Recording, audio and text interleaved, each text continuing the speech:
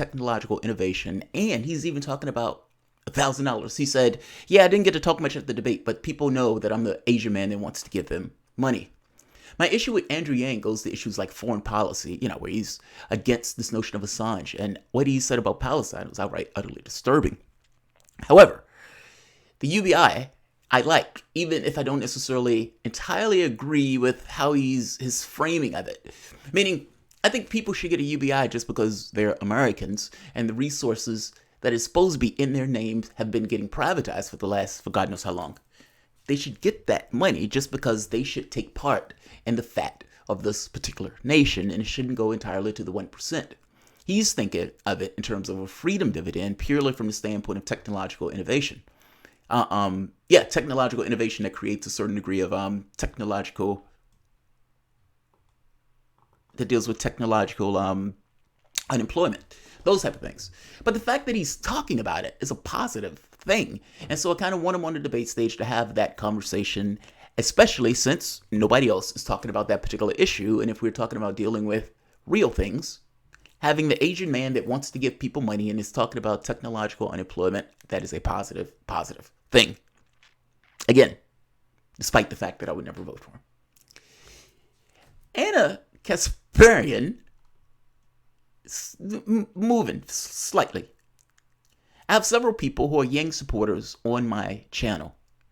And those people who are Yang supporters were very pissed off today at something Anna Kasparian said. Anna Kasparian failed twice today. Outright, utterly, entirely, by all stretch of the imagination. Failed. Twice. One, in misrepresenting Yang's position. And again, I personally wouldn't vote for him either, but you shouldn't misrepresent his position, especially if you're on a news show. And second, in pursuit of misrepresenting that position, saying something that is massively, for anybody that has ever watched TYT, and especially if they were watching it on election night, hypocritical. Anna Kasparian fell twice today, and I want to talk about it. Welcome to the Soapbox.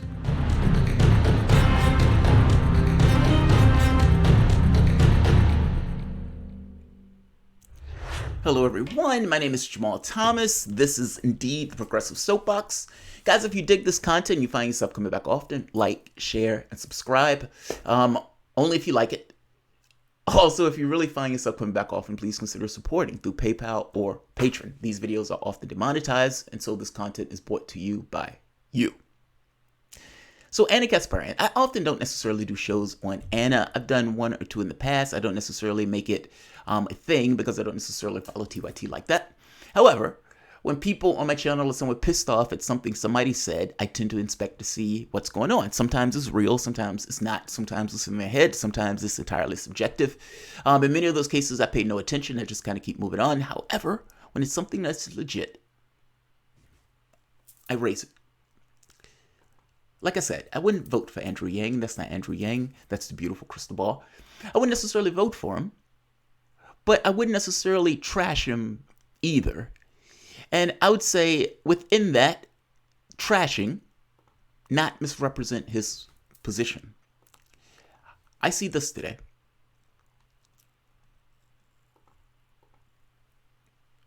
Let me be clear about something. I will lose respect for you, or I will unsubscribe for your channel unless you bow. Wait a minute, I massively misread that. Let me be clear about something. The statement, I will lose respect for you, or I will unsubscribe from your channel unless you bow your head to my preferred candidate and avoid critiquing them, does not persuade me ever. I will lose respect for you, or I will unsubscribe from your channel unless you bow your head to my preferred candidate and avoid critiquing them, does not persuade me ever. Now, when I read that quote, something came to mind immediately, but I started looking down to figure out what this was talking about. And apparently this was something she said about Andrew Yang. She apparently misrepresented Andrew Yang's position. So thus, that is not what his own website says, And she says it. Under the freedom dividend, those who are legally disabled would have a choice between collecting the freedom dividend or SSDI and Social Security. All right. So I went to his website. And his website says, to those who serve the country and are facing disability as a result, will continue to receive the benefit on top of the $1,000 per month. Social Security retirement benefits stack with UBI since it is a benefit that people pay in throughout their lives. That money is properly viewed as belonging to them and shouldn't need to choose. Social Security disability insurance is based on earned work credits. SSI is means-tested program. You can collect both SSDI and $1,000 a month. Most people who are legally disabled receive both SSDI and SSI under the Universal Basic Income. Those who are legally disabled will have a choice between collecting SSDI and $1,000 or collecting SSDI and Social Security, whichever is more generous.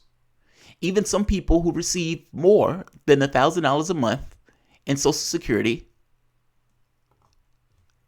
would choose to take the freedom dividend because it has no preconditions. Basic income removes the requirements and guarantees an income regardless of other factors. Under the freedom dividend, those who are legally disabled would have a choice between collecting the freedom dividend or SSDI and SSI. That's in quotes, so I'm going to take it as a quote. All right. Most people who are legally disabled receive both SSDI under the Universal Basic Income. Those who are legally disabled will have a choice between collecting the SSDI and $1,000 or collecting the SSDI and the SSI, whichever is more generous. Under the freedom dividend, those who are legally disabled would have a choice between collecting,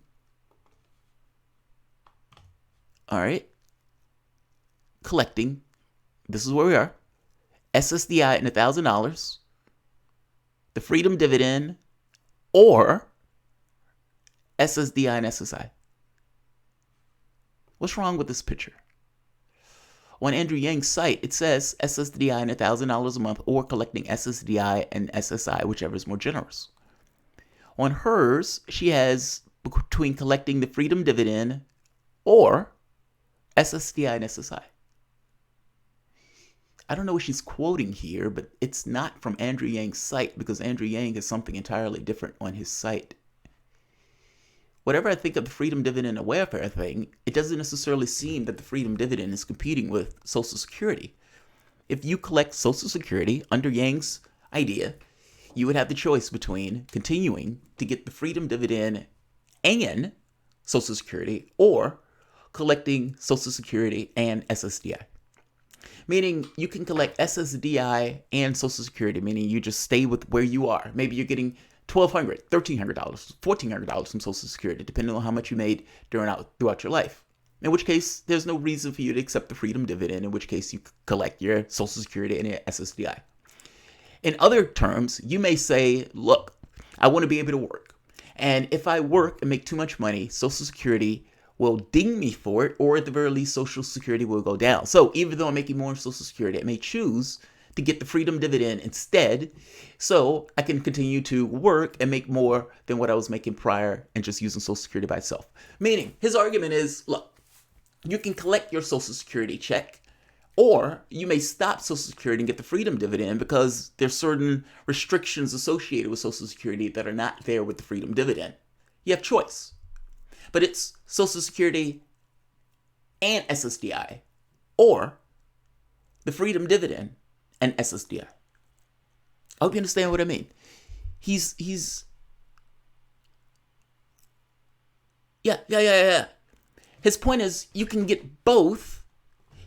The $1,000 goes along with the SSDI. That's one section. Or you can get Social Security and SSDI. It's your choice. You don't lose in that. In fact, it becomes this thing of whichever is more generous to the individual is the thing that they go by. Again, would never vote for him, but I'm just trying to make a point. Just clarifying position here. TYT is a huge megaphone, mine is much less, but to whatever power I have in this, under the freedom dividend, those who are legally disabled will have a choice between collecting the freedom dividend or SSDI. She's misrepresenting his position. and goes further, says that's not what his own website says. But when I look at his own website, his website is not saying what you're saying. Anna Kasparian has failed once today. You're trashing Andrew Yang's position and you're getting his position wrong. The things you can ding Yang on, I think I even started the video kind of making the point of reasons why I wouldn't necessarily vote for Yang. I don't trust him on foreign policy. And I gotta be honest, he has no experience. I think he looks at the world as a businessman.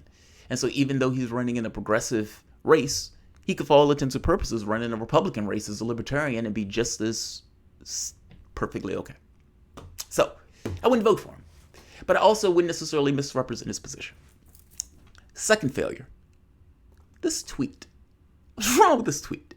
What's wrong with this tweet? What's wrong with this tweet? The thing that I saw at the top. Let me be clear about something. The statement, I will lose respect for you, or I will unsubscribe from your channel unless you bow your head to my preferred candidate and avoid critiquing them, does not persuade me ever. What's wrong with that statement? What's wrong with that statement? When I heard that statement, I pinned this tweet because I said, oh, wow, I know she's not saying that. Anybody that was watching TYT on election night, when Trump got elected, saw this.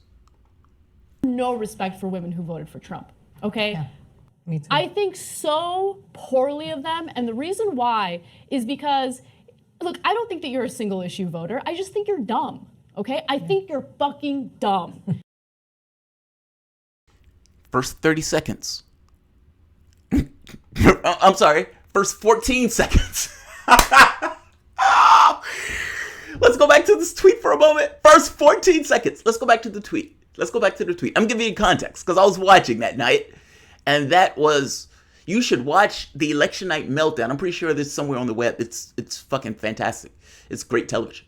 Let me be clear about something. The statement, I will lose respect for you. Let's go back to this. I have no respect for women who voted for Trump. Wow. Tell me how you really feel. Tell me how you really feel. I have no respect for women that voted for Trump. None. Here's the thing. I gotta be honest.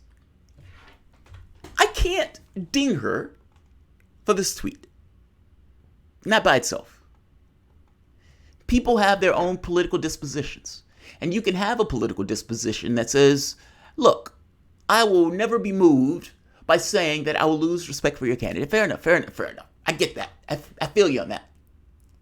The problem is that tweet doesn't age all that well, seeing as you said this. I have no respect for women who voted for Trump. Okay? Yeah. People vote for people for all sorts of political reasons of culture, reasons of upbringing. If you were raised in a particular culture and you was in that culture for, let's say, the entirety of your life, you had certain parents, you had certain maybe church fellows, you may have all sorts of reasons for being that you vote for a particular candidate.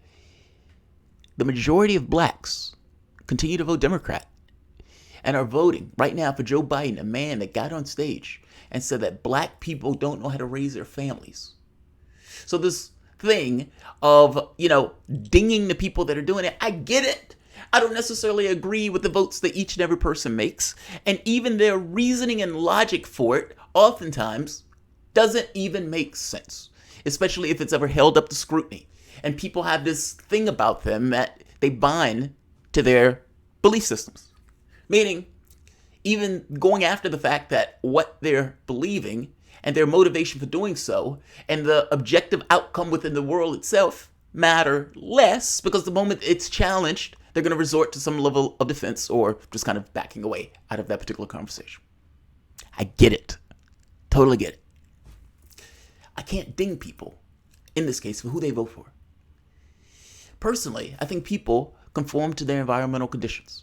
I often think they're Plinko chips, meaning you as an individual, for the most part, is the same as any other person. And by virtue of birth, you are what you are and where you are. And if you were in somebody else's shoes or born in another particular part of the world or particular culture or anything else, you would effectively be that other person.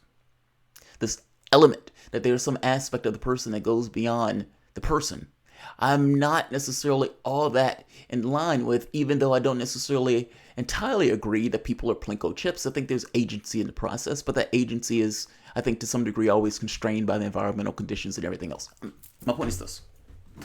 People vote for all sorts of reasons. Not all of those reasons are necessarily completely logical, nor not everybody is in the same boat. There may be a white woman that looks like Anna, around the same age as Anna, but was brought up in an entirely different culture and have all sorts of different biases and things that they want to see in the world and think is okay. You may have all sorts of women that think abortion should be illegal. For whatever reason, they may have that belief system, especially if from their perspective it doesn't apply to them at all. Now, if they get pregnant, that may change their mind. I guess I'm saying this statement that you lose respect for women that voted for Trump is extraordinary. The hubris, the legs to be able to say something like that. But fair enough. But again, if you say that, then this loses a certain degree of credibility. I will lose respect for you. I guess my point is this. This statement seems like you don't like. It seems that statement to some degree bothers you and that you have no time for that particular statement. And yet here, that statement was perfectly easy to come out of your mouth. I have no respect for women who voted for Trump. Wow. You just said later on that statement that you just said there doesn't move you at all. And yet you were able to wield that pretty easily. I don't know if people were watching on election night, but Anna leaves, if I remember correctly, she leaves stage. And Trump gets elected and they start to panic more and more and more as the night goes on and it becomes clear that Trump is probably going to win. I was living in Chesterfield at the time with my wife. My wife went to bed and I am downstairs watching TYT as it gets closer and closer to the point where Trump clearly is going to win. And this thing in me was like, holy shit, Trump is winning. What does this mean? And oh my God. And then I thought, but Hillary lost. That's kind of funny. That's what I thought. It's not that I love the fact that Trump won. It's more so that I love the fact that Hillary lost. Both things kind of exist side by side to me, even though both of those people were running together. She cheated my guy. I don't want people to prosper when they cheat my guy. I have no respect for women who voted for Trump, okay? Yeah, me too. I think so poorly of them, and the reason why is because, look, I don't think that you're a single issue voter. I just think you're dumb, okay? I think you're fucking dumb. When you vote for someone who openly treats women like second-class citizens, who talks about them as if they're nothing more than a piece of meat, who has been accused of sexually assaulting them, who has been caught on tape talking about groping them and grabbing them by the pussy without consent. Yeah, you're an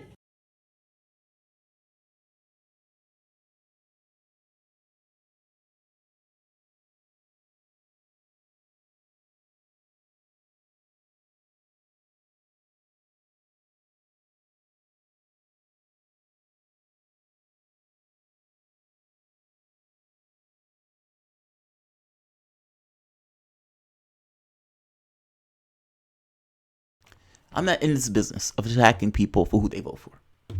And when I do my show, there are political objectives that I want to see espoused in the world. I tell you about them every time I do my show. So there's nothing cagey about it. It's my point of view and the way I look at the world. The media has a different point of view, even though they try to go with this notion of objective. Objectivity does not exist. People have political biases. Everybody puts their stake in the ground somewhere and orient around something. I can't attack people for who they vote for, even if I think those votes are horrendous, even if I think they're horrendous. Again, all of these blacks are supporting and propping up Joe Biden, a guy who got on stage and essentially said black folks don't know how to raise their kids. Now, can I say that those people are stupid or single issue voters? No, I can't. Those people are like everybody else. They grew up with Joe Biden. They have certain biases associated with what they think about the world and everything else, and they think that that's the guy who gets it. I think it's horrendous that they're doing that. But I can't call them stupid for doing it, nor can I call them dumb or single issue. None of that stuff. People have different biases. In various Muslim countries, women will go in and says, yes, we want to keep the world the way it is. We want to walk behind our husbands and all this other stuff and wear the burqa and all. They would do that. They would vote for that. There's cultural upbringing that's involved in the process. It's not entirely this thing where people have agency. They go out and make a choice. It's not necessarily a choice. You may call it that, but ultimately there are all sorts of biases that go into pushing people from one person to the other. And some of those things are entirely environmental about who people are around them, who the people who are around them are voting for, the conversations that they have about that stuff is not entirely a choice of agency. I do my damnedest on this show to try to pull people out of that. And they call this process, to some degree, waking up. Personally, I think it is horrendous that your network supported Hillary Clinton. I think it's horrendous that your network is just propping up Warren and calling yourself the quote-unquote home of the progressives, when it's true that Sanders is essentially out there and created that entire space. I think it is horrendous that you have essentially become TYT light. There's all sorts of things that I think are horrendous.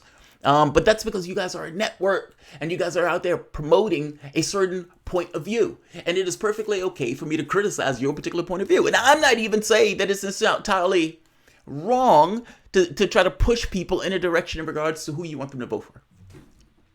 But you can't attack voters.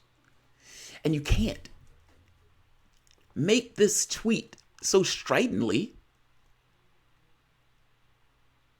as if you don't do the exact same thing. Can't do this tweet if you flagrantly, and I gotta be honest, not necessarily the best look, turned around and did the exact same thing. Maine Bull 17. I've also quoted Yang's website in conversation only to check back and see he changed it. The other candidates do this as well, Kamala and Harris. Yeah, the problem here is that this was a quote. And this took place, today, September 18th. And that would mean that Yang had to have changed this almost overnight. And I have to be honest, I've heard Yang talk about this, and Yang has always said this. I don't remember ever a situation where Yang could say you can get SSDI and Social Security or the Freedom Dividend. She just said, this is not what his website said. I don't believe Yang turned around and changed his website based on something Anna Kasparian said within the course of a few minutes. I don't buy it. Yang changed to do the pressure. I have screenshots of this page before the change. Now his gang is saying that it always been that way. Giovanna, send me the screenshots. I need a screenshot and I need a date on it. Jamarl, and I apologize for those disrespectful comments towards female Trump supporters. It was sometimes back a couple of years ago. Yes, it was, Douglas Carter. Or good. I'm glad you apologized for it. My only issue is that you can't say this and having had a history of saying the same thing, right? Am I insane for that? Am I wrong for that? I don't doubt she apologized for it. I don't doubt it. It's fair enough. I mean, because that was a horrible look. My only point is that she took the exact same disposition that she is now dinging people for. That's all. I mean, I'm not wrong for that. That is literally what took place. Giovanna Lavana, send me the screenshots. I want to see the screenshots.